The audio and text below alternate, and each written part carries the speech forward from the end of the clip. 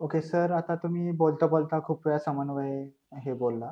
So समन्वय exact काय आहे? ते तुम्ही डिटेलमध्ये सांगू शकता का? समन्वय हे खरं तर माझ्या बऱ्याचशा वर्षांच्या थिंकिंग प्रोसेसनी अ, आम्ही ती एक गोष्ट आणली आहे, की ते कोऑर्डिनेशनसारखं आहे, की इंटरनल कोऑर्डिनेशन पण गरजेचं आहे आजकालच्या जमान्यामध्ये आणि एक्सटर्नल कोऑर्डिनेशन पण जबरदस्त रिक्वायर्ड आहे. म्हणजे हे एक्सटर्नलवालं अनेकांना माहीत असतंच, पण ओव्हरऑल मी मागची काही वर्ष बघतो आहे, कोविडपासून म्हणा, रादर खरं तर त्याच्यापासून दुनिया बदलली आहे आणि ती आता लक्षात येतीये कशी बदलली आहे. म्हणजे रादर ह्याच्यावर एक रिसर्च आहे. सगळेच जण ते सर्च करू शकतात आणि मी त्याबद्दल सांगत असतो समन्वयमध्ये. पण पहिल्याच समन्वयमध्ये, की जग हे जे आहे लाइक दुनिया जो बन रही है दैट इज बानी, BANI. ओके. की ते ब्रिटल, देन अँक्शियस अँड असं असं त्याचं अॅक्रॉनिम आहे, की नॉन लिनियर अँड इनकॉम्प्रिहेन्सिव्ह असं ते आहे. Brittle, anxious, non linear and इनकॉम्प्रिहेन्सिव्ह अशी दुनिया होत चालली आहे. त्याच्या मी सगळे बाकी डिटेलमध्ये एक्सप्लेनेशन समन्वयामध्ये देत असतो. पण हे दुनिया होत चालली आहे आणि हे काइंड ऑफ डिटेक्ट झालेलं एक पॅटर्न आहे. बानीमध्ये त्याला कव्हर केलेलं आहे त्या रिसर्चनी. सो हा प्रॉब्लेम आहे सिंपल पॅटर्नपेक्षा पण. आणि मग त्याचं सोल्युशन काय आहे?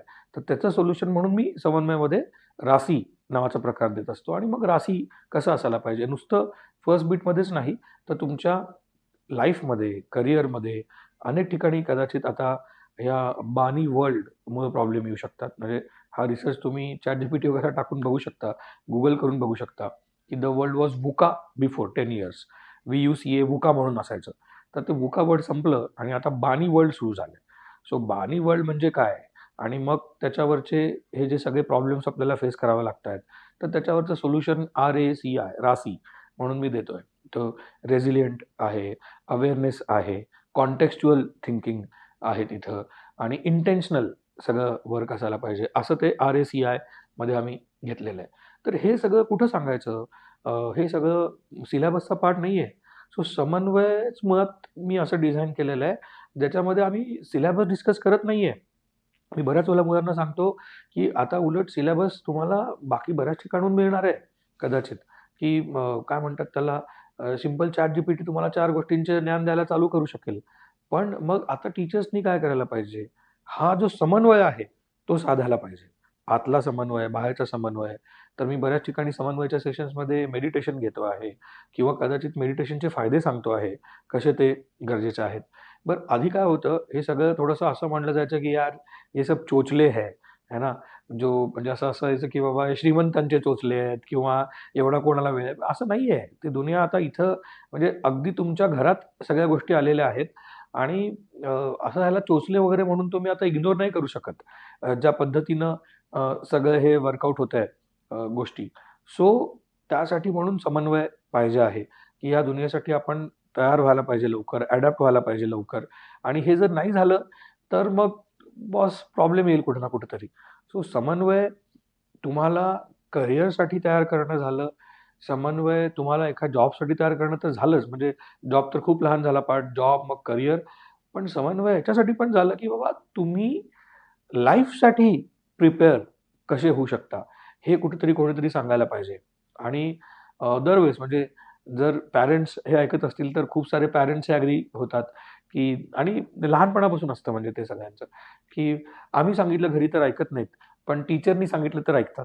सो हे सगळीकडे आहे. हे युनिव्हर्सल आहे. म्हणजे हे कुठल्यातरी एखाद्या काय LKGच्या मुलीला पण ॲप्लिकेबल आहे. त्यांचे पॅरेंट्स पण हेच म्हणतात.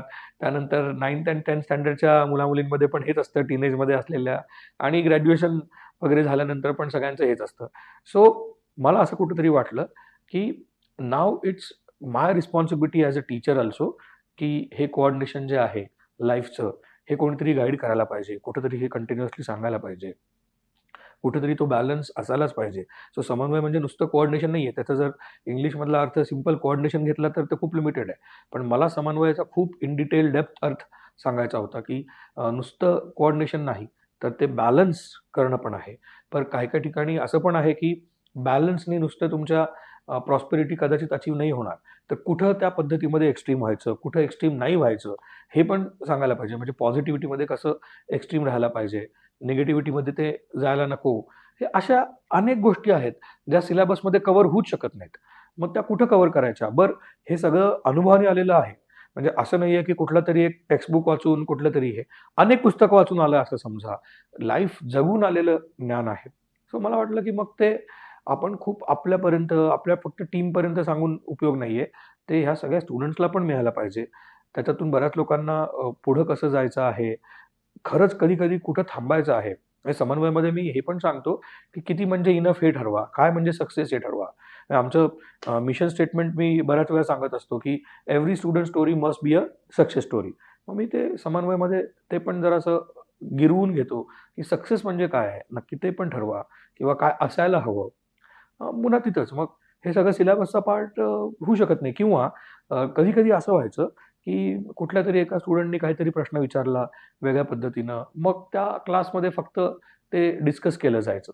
समन्वय द्वारे आम्ही आता काय विचार केला, की बाबा हे प्रत्येक कास्टला बाय डिफॉल्ट मिळालं पाहिजे. त्यामुळे मग समन्वय आम्ही शेड्यूलमध्येच आणलं आणि म्हणून मग मी सारखं म्हणतो, की आम्ही समन्वय घेतो आणि त्याच्यामध्ये ह्या सगळ्या गोष्टी करून घेतो. So overall idea is this, की ही सगळी गरज सगळ्यांची झाली आहे. कोणतरी एक प्रश्न विचारतंय, कुठल्यातरी बॅचमध्ये एकदा कोणीतरी विचारतंय, म्हणून हे देऊन उपयोग नाही. आता हे सगळ्यांना मिळायला हवं. बेटर प्लॅन मॅनरनी मिळायला हवं. म्हणून मग आम्ही त्याला हे नाव दिलं, की समन्वय. सो समन्वय इज दॅट. ओके. ओके. आता जसं की तुम्ही समन्वयामध्ये करिअर आणि त्यांच्या लाईफला गाईड करताय. सो तसंच जे आपण कोर्स वगैरे शिकवतो, त्याच्यामध्ये वन टू वन मेंटॉर पण त्यांना गाईड करता का? जसं टेक्निकल काही डाउट्स आले वगैरे? हो, हो, हो. बराच चांगला प्रश्न आहे हा आणि I am proud of my team now, की माझं हे खूपच दिवसापासूनचं म्हणणं होतं, की बऱ्याच वेळेला काय होतं, आय-टीमध्ये बऱ्याच लोकांना यायचं असतं. खरं तर ते खूप लॉजिकल थिंकर्स असतात. खूप सगळं चांगलं असतं. पण होतं काय, छोटे-छोटेसे काहीतरी प्रॉब्लेम आले, कुठलातरी एक सेमिकोलनचा प्रॉब्लेम असतो, इन्स्टॉलेशनच नीट झालेलं नसतं किंवा मी बाकी आत्तापर्यंत सगळं नीट येत होतं मला, पण हा टॉपिक आल्यानंतर मी जरासं भांबावलोय, मला कळत नाहीये याच्यातलं. बरं असं होतं, की सगळ्यांसमोर प्रश्न विचारायचं पण अवघड होऊन गेलंय. म्हणजे हा मुद्दा तर माझ्या लहानपणापासून आहे, की मला डाऊट आहे, पण मी डाऊट सगळ्यांसमोर विचारला तर कदाचित लोक हसतील माझ्यावर आणि आता तर असं होतं ऑनलाईन याच्यासाठी तर बऱ्याच वेळा असं होतं, की आम्ही म्हणतो स्क्रीन शेअर करा. मग बऱ्याच मुलांना भीती असते, की अरे मी माझी स्क्रीन शेअर केली, तर ती सगळ्या दुनियेला दिसणार आहे किंवा ते रेकॉर्डिंगमध्ये येणार आहे. त्यामुळे मग त्या नादामध्ये अनेक लोकं प्रश्नच विचारत नाहीत किंवा स्क्रीन शेअर करतच नाहीत. आम्ही स्क्रीन शेअर करा म्हटल्यानंतर कदाचित लॉग ऑफ होऊन जातात. हे मी बघतोय मागची 4-5 वर्ष. त्यातला एखादा कोणतरी धाडस दाखवतो आणि तो पुढे पण जातो मग. बट मग मला ही सायकॉलॉजी पण कळाली, की असं प्रत्येकाच्या मनात थोडंसं ते वाईट आहे, की बाबा माझं असं होईल. आम्ही खूप मोटिव्हेट करतो, की "अरे घाबरू नका, सगळ्यांना तसंच आहे, सगळ्यांचं तसंच आहे." बट काही सांगता येत नाही. सुरुवातीच्या काळाला ही भीती असते. एकदा तुम्ही पुढे गेल्यानंतर ती भीती कमी होऊन जाते आणि मग सगळे कारण आम्ही खूप पुढचा पल्ला गाठला. मग आताचं माझं जे मिस्टेक आहे ते मला एवढं विशेष वाटत नाही. मी विचारू शकतो. पण सुरुवातीला कळतच नसतं, की ती खरंच सिली मिस्टेक आहे, छोटीशी मिस्टेक आहे, ती विचारण्यायोग्य आहे की नाही. मग आता याच्यावर करायचं काय आहे? म्हणजे पब्लिकली कसं हे करायचं? सो आम्ही आता ज्ञानदीप म्हणून सुरू केलेलं आहे. जशी पणती, एक पणती पण सगळा अंधार उजळून टाकते, दूर करते अंधाराला आणि एकदमच सगळं तिथल्या जवळचं सगळं उजळून टाकते. तसं वन टू वन आम्ही सेशन देतो आहे. वन टू वन मेंटरशिप देणार आहोत. सर त्याच्यामध्ये भीतीच असायला नाही पाहिजे, की दुसरं कोणीतरी स्क्रीन बघतंय. तुम्ही आणि टीचर बघतायत अर्थात टीचरला दाखवायला तर घाबरणार नाहीत तुम्ही किंवा लेट्स से अझ्युम करूयात, की सिली मिस्टेकच आहे ती, खूपच छोटी मिस्टेक आहे, काही जे असेल ते. ती टीचरलाच कळेल, दुसऱ्या कोणाला कळणार नाहीये. सो ज्ञानदीपमध्ये आम्ही हे वन टू वन सेशन देतोय. बरं असं पण आहे, आम्ही हे पण सजेस्ट करतो आहे, की नुसतं तेच नाही, तुम्हाला जर एखादा प्रॉब्लेम असेल, की बाबा याच्यामुळे गोष्टी कळत नाहीयेत, त्याच्यामुळे गोष्टी कळत नाहीयेत, तर ज्ञानदीपमध्ये आम्ही तुम्हाला ते पण गाईडन्स देऊ. म्हणजे तिथं पण कदाचित असं होईल, की वन टू वन मेंटरशिपमुळं बऱ्याच लोकांचे थॉट्स क्लिअर होतील, की आपल्याला नक्की काय करायचं आहे, कुठल्या साईडला जायचं आहे.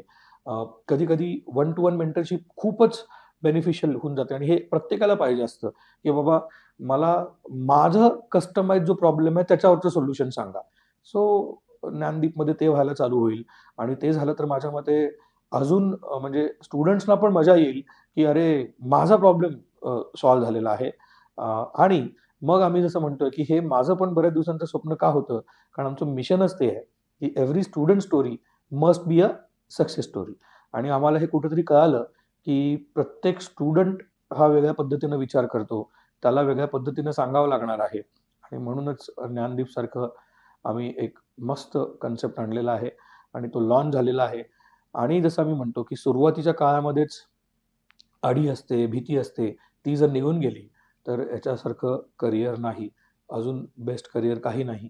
हे ऑफकोर्स मतलब सगळ्यांनाच माहिती आहे. काय घाबरायची गरज आहे त्याला. So welcome to Gyandeep and you will enjoy for sure. Okay sir, मी गुगलवरती रिव्ह्यूज वगैरे पण बघत होतो. त्याच्यामध्ये आपल्या नोट्सच्या रिलेटेड पण खूप सारे रिव्ह्यूज होते, की आपल्या इथले नोट्स वगैरे खूप चांगले आहेत वगैरे. सो ते कोणते नोट्स आहेत जे म्हणजे पर्सनलाइज आहेत का कसे आहेत? ते अगेन जे एवढे चांगले रिव्ह्यूज आले? परफेक्ट. म्हणजे ज्ञानेश्वरी आम्ही म्हणतो त्याला. सो अगेन ते बऱ्याच दिवसापासून असं होतं माझं, की मी माझ्या कॉलेजच्या वेळेपासून बघतोय, की बॉस कोणतरी एक पी-पी-टी बनवतं, कोणतरी एक पी-डी-एफ देतं आणि मग ते पेन ड्राईव्हमध्ये देतात, ईमेल करून ठेवतात, आपण डाउनलोड करतो. ते स्टडी नावाच्या फोल्डरमध्ये जातं आणि ते परत कधी बाहेरच येत नाही. आणि कदाचित एखाद्या एक्झामच्या वेळेला जातं. स्वतः एक्झामच्या वेळेला स्वतः आपल्याला लक्षात येत नसते, की कुठल्या फोल्डरमध्ये काय आहे, नक्की कुठली पी-पी-टी वाचायची आहे, कुठली चांगली आहे, कुठली चांगली नाही आहे. आणि कधी-कधी ती पी-पी-टी एवढी टुकार असते, लोकांनी काहीतरी Googleवरनं काय सर्च करून काढलेलं असतं. Googleचा data copy paste literally drag and drop आणि कॉपी करून टाकलेला असतो. अशा सगळ्या त्या गोष्टी असतात. सो मी बरेच वर्ष स्वतः नोट्स अशा द्यायच्या विरोधात होतो. काइंड ऑफ टिपिकल नोट्स ज्या पद्धतीनं लोकांना लागत असतात. कारण मग आम्ही म्हणजे सगळे स्टुडंट आमचे लिहून द्यायचे. सो आमचे काही खास वर्ड्स आहेत, जे ज्या पद्धतीनं त्या गोष्टी लवकर कळतात. काही गोष्टी आहेत, कन्सेप्ट आहेत, ज्या आमच्या एक्झाम्पल्स आणि आमच्या पद्धतीनं वेगळ्या कळतात. सो बरेच वर्ष मला अजून डोक्यात पॅरलल ते पण चाललं होतं, की जर कधी आपण नोट्स देऊ, तर ते असे युनिक असायला पाहिजेत आणि ते असे डिफरंट असायला पाहिजेत आणि ते इंटरॅक्टिव्ह असायला पाहिजेत. आजकाल इंटरॅक्शन म्हणजे पण काय झालंय, ब्राउझर, वेब ब्राउझर कुठेतरी आणि किंवा काय म्हणतात त्याला बटन क्लिक वगैरे. माझं म्हणणं होतं, की notes itself should speak a lot. So आम्ही जी ज्ञानेश्वरी दिली आहे, ती अशी आहे, की त्याच्यामध्ये बऱ्याचशा गोष्टी करताना म्हणजे ते ॲक्टिव्हिटीसारखं भरलं जातं. सो थँक्स टू माय बच्चू छोटा आहे 2-3 आता 4 वर्ष कंप्लीट होतात त्याला. तर त्याच्या शाळेमध्ये मी हे बघितलं, की बऱ्याच ठिकाणी ॲक्टिव्हिटी म्हणून त्यांना ह्या सगळ्या गोष्टी दिलेल्या आहेत, की ते ॲक्टिव्हिटीसाठी सारखं करायचं शिक्षण आहे जे. त्यामुळे त्यांच्या लक्षात राहतं फास्ट.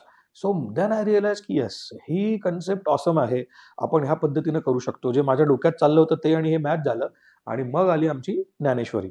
सो ज्ञानेश्वरी जर तुम्ही नोट्स पाहिलेत तर तुम्हाला कळेल मी काय म्हणतोय, की ते वाचता-वाचता म्हणा, त्याच्याबरोबरच्या ॲक्टिव्हिटी करता-करताच म्हणा, तुमचं एवढं रिव्हिजन होऊन जाईल, की तुम्हाला परत वेगळा अभ्यास करायची गरज नाही.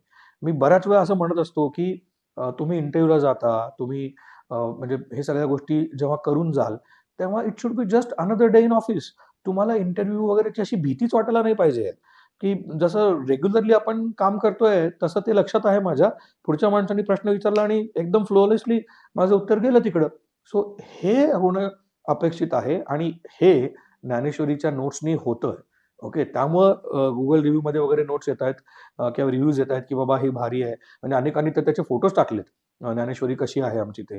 सो नक्की अगेन मी परत म्हणतो, की हे सगळं आम्ही ते जे पहिले डेमो देतो, ज्याच्यामध्ये तुम्हाला आवडलं नाही आणि मी हे जे बोलतोय त्याच्यातल्या काही गोष्टी खोट्या असतील, तर तुम्ही रिफंड घेऊ शकता.